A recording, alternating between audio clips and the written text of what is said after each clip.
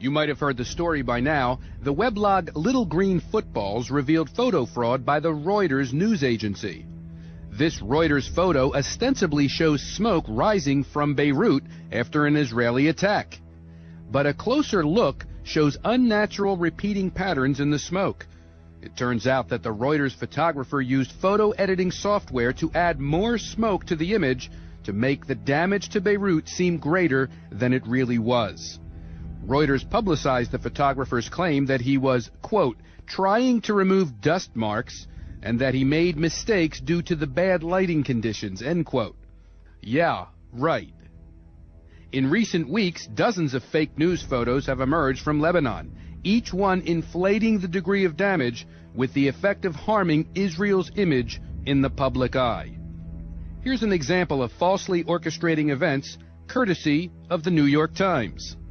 This New York Times slideshow shows a bombed-out building in Lebanon. Notice the man on the right, without a shirt, wearing a distinctive green hat. Here he is again, assisting at the scene.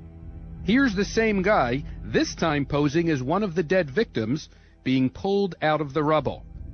And there's his green hat concealed at his side. Check out this example. This photo shows a woman at the wreckage of her Beirut apartment. Notice the date this photo was issued, July 22, 2006.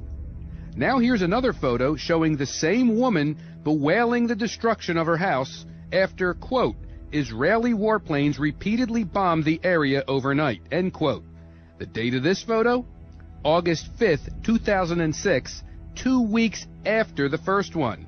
Yes, it's the same woman, same clothes, same scar on her left cheek, same mark under her right eye. Was her home demolished twice, 2 weeks apart? Check out this one.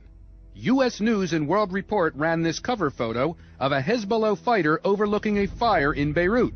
The Reuters photo caption said that, quote, wreckage of a downed Israeli jet billows smoke near Beirut, unquote. A closer look at this photo, however, shows automobile tires burning. No, not a war scene, just a garbage dump. From Reuters.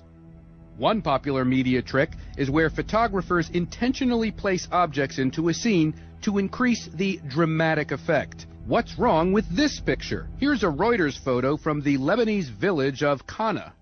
An explosion destroyed the surrounding buildings, yet a mannequin in a wedding dress just happens to be standing next to the bomb site, perfectly posed in front of the wreckage. Here's a stuffed animal strategically placed in front of some wreckage.